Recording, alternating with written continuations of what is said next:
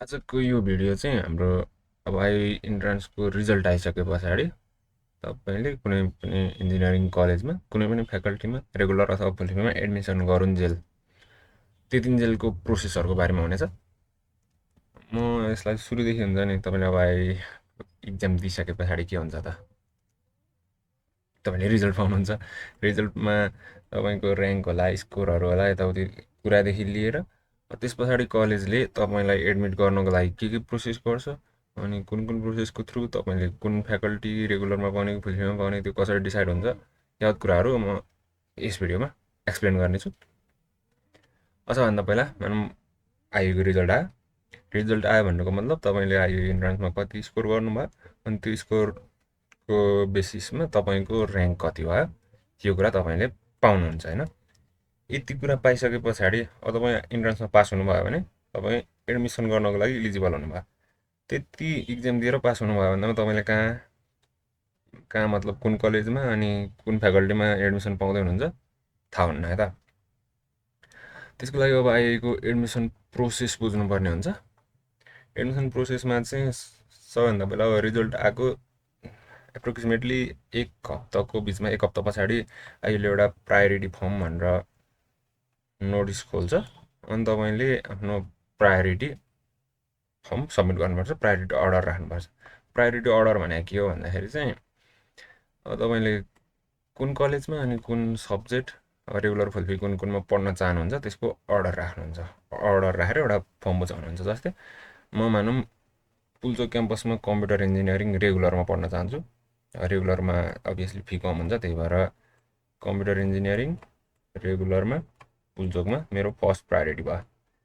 अब मेरो second priority के हुन्छ त, मानौँ मैले पुल्चोकमा कम्प्युटर रेगुलर पाउँदिनँ भने अब मेरो अर्को प्रायोरिटी त्यही कम्प्युटर फुल फीमा पुल्चोकमा पढ्ने हुन्छ कि मलाई त फी तिर्नु छैन, बरु म थापाथली गएर कम्प्युटर रेगुलरमा पढ्छु, यो मेरो प्रायोरिटी पनि हुनसक्छ। अब तपाईँले यस्तो के चाहनुहुन्छ तपाईँको आफ्नो प्रायोरिटी अनुसार प्रायोरिटी अर्डर सेट गर्नुहुन्छ। यो प्रायोरिटी फर्म अनि अर्डर राख्न चाहिँ यो हरेक एउटा प्रायोरिटी अर्डर छ नि, यसको तपाईँलाई 500 समथिङ चार्ज लाग्छ क्यार। यो कुराहरू भयो। प्रायोरिटी अर्डर राखिसके पछाडि अब तपाईँले एउटा यो अर्डर राख्नुभयो, अर्को यो यस्तरी अर्डर राख्नुभयो। ऱ्याङ्क त तपाईँको भन्दा अगाडि अरूको पनि छ, मानौँ उनीहरूले पनि यही पुल्चोक कम्प्युटर रेगुलर पढ्न चाहिरहेका रहेछन् भने त यसको सिट त त्यहाँ लिमिटेड होला, कति 36 छ क्यार। 36 सिटमा तपाईँको ऱ्याङ्क 36भन्दा अगाडि छ भने त पाउनुभयो, त्यो पनि पाउनुहुन्न, किनभने यो 36मा पनि सर्टेन कोटा जस्तै 12-13वटा कोटाहरूको हुन्छ। तपाईँ त कोटामा पर्नुहुन्न भने मतलब 30 ऱ्याङ्कहरू जति छ भने पनि तपाईँले नपाउन सक्नुहुन्छ। मतलब मानौँ यसमा तपाईँले पाउनु भएन, अब तपाईँको second priority Thapathali computer regular थियो भने तपाईँको ऱ्याङ्कले यहाँमा आउन सक्यो। यहाँ पाउनु भयो भने त पाइहाल्नु भयो, अरूले तपाईँभन्दा अगाडिको ऱ्याङ्कहरूले यहाँ फर्म भराएर हिँड्नेछन् भने। अब यहाँ पाउनु भएन भने तपाईँको सेकेन्ड प्रायोरिटी चेक हुने भयो, यस्तै गरी चेक हुँदै हुँदै जाने भयो। अनि तपाईँको अगाडिको ऱ्याङ्कहरूको चोइस सकिसके पछाडि अनि तपाईँ त्यहाँ सिट बाँकी छ भने तपाईँले पाउने कुरा भएन, त्यो सिम्पल भइहाल्यो। अनि त्यस पछाडि अर्को एडमिसन फेजेस भन्ने कुरा छ। एडमिसन फेजेस भन्नुभन्दा पहिला तपाईँलाई एडमिसन लिस्टको बारेमा थाहा हुनुपर्छ। जस्तै फर्स्ट लिस्टमा अब मैले पुल्चोकमा पनि, अब पुल्चोक र यहाँ थापाथलीमा दुईवटा प्रायोरिटी छ नि, यहाँ चाहिँ पुल्चोकको लागि तपाईँले छुट्टै प्रायोरिटी फर्म भर्नुहुन्छ, थापाथलीको लागि छुट्टै भर्नुहुन्छ। अब यसरी भन्नुभएको छ, मानौँ तपाईँको पुल्चोकमा नि थापाथलीमा नि दुइटैमा निस्क्यो भने तपाईँले त एडमिसन त एक ठाउँ मात्रै गर्नुहुन्छ। मानौँ तपाईँको पुल्चोकमा नाम निस्क्यो रेगुलरमा भनेपछि अब थापाथलीको रेगुलर फर्स्ट लिस्टमा निस्किँदाखेरि यो दुइटै कलेजको फर्स्ट लिस्टमा तपाईँको नाम निस्किरह, पुल्चोकको रेगुलर, थापाथलीको रेगुलर, अथवा पुल्चोकको रेगुलरमा नआएर फुल फीमा भ्याए अरे अनि थापाथली जेसुकै होस्, दुइटै कलेजमा तपाईँको नाम निस्क्यो। दुइटै कलेजमा एकैचोटि पढ्न त पाइँदैन। तपाईँले कुनै एउटामा एडमिसन गर्नुहुन्छ, मानौँ पुल्चोकमा एडमिसन गर्नुभयो, थापाथलीमा त तपाईँको नाम निस्केर पनि एडमिसन गर्नु भएन। नाम त तपाईँको सिट जति छ त्यतिवटाको मात्रै निकाले हुन्छ। जस्तै 12वटाको सिट थियो भने 12जनाको नाम निस्केको थियो, तपाईँले एडमिसन गर्नु भएन, बाँकी 11जनाले नि गरेन नि थाहा भएन भनेपछि फर्स्ट लिस्टको एडमिसन सकिँदा त यहाँ थापाथलीमा त एक दुईवटा सिट अझै खाली रह्यो नि त।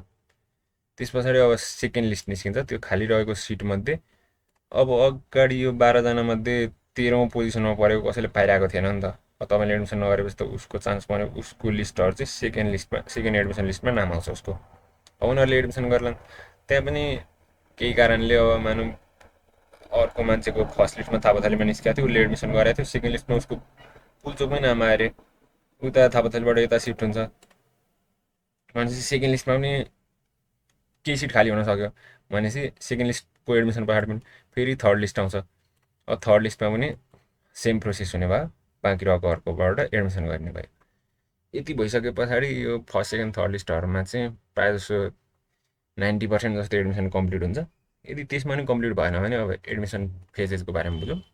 एडमिसन फेजेस चाहिँ कस्तो हुन्छ, फर्स्ट फेज एडमिसन कल भन्ने हुन्छ। त्यसमा तपाईँले सुरुमा प्रायोरिटी फर्म भर्नुभयो आफ्नो प्रायोरिटी अर्डर राखेर, त्यस पछाडि मैले भनेअनुसार फर्स्ट लिस्टको नाम निस्क्यो, तपाईँको ऱ्याङ्कले कति कति भयो, नाम निस्केको मध्ये कसैले एडमिसन गरेनन् भने अनि जसको त्यसको सट्टामा सेकेन्ड लिस्टमा कसैको नाम आउँछ अनि त्यहाँ नगरेको थर्ड लिस्टमा आउँछ। यसमा एउटा बुझ्नुपर्ने कुरा चाहिँ कस्तो छ भने जस्तै तपाईँले फर्स्ट लिस्टमा पुल्चोकमा कम्प्युटर रेगुलर भर्नुभएको थियो, कम्प्युटर फुल फी भर्नुभएको थियो, अनि मानौँ अर्को सिभिल रेगुलर भर्नुभएको थियो।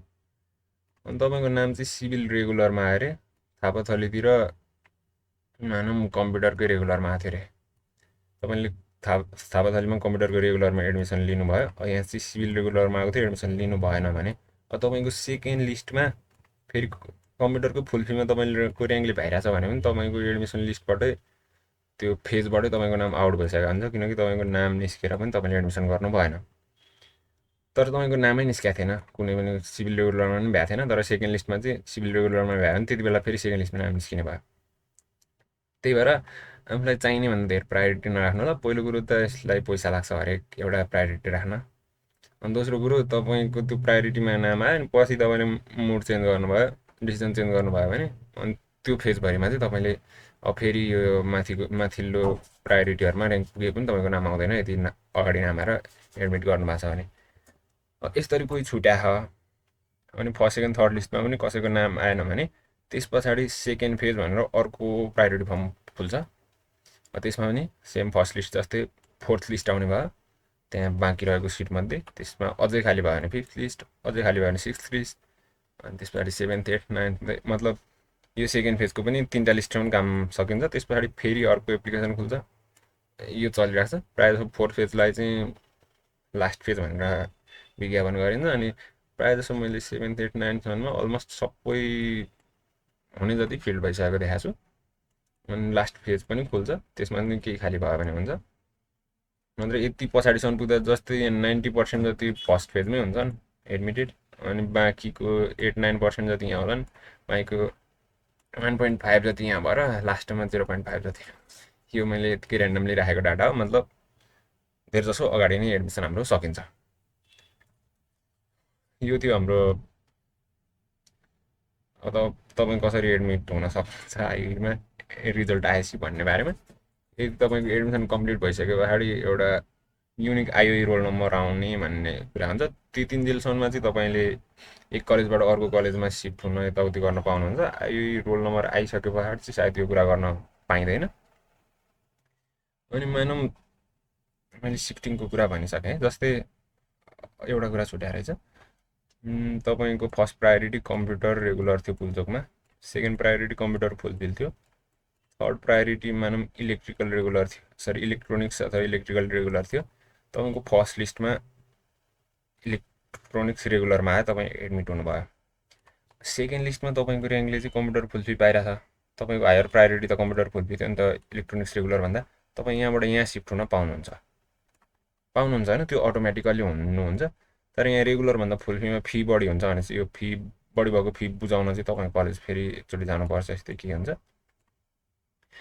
अनि थर्ड लिस्टमा मानौँ यता रेगुलरमा आयो भने त्यो पनि जम्प हुन पाउनु भयो। अब फुल फीमा पहिला एडमिट हुनुभएको छ अनि पछि रेगुलरमा जम्प हुनुभयो भने तपाईँको फी फेरि रिटर्न हुने कुरा भयो। रेगुलरबाट फुल फीमा जम्प हुनुभयो भने फी एक्स्ट्रा फी तिर्नुपर्ने कुराहरू भयो। यस्तै यस्तै कुरा मैले सायद आइको एडमिसन प्रोसेसहरू सर्टकटमा भन्यो होला। कुनै कन्फ्युजन छ भने कमेन्ट गरेर सोध्न सक्नुहुन्छ, नत्र म तपाईँहरूलाई अर्को भिडियोमा फेरि भेट्नेछु। धन्यवाद।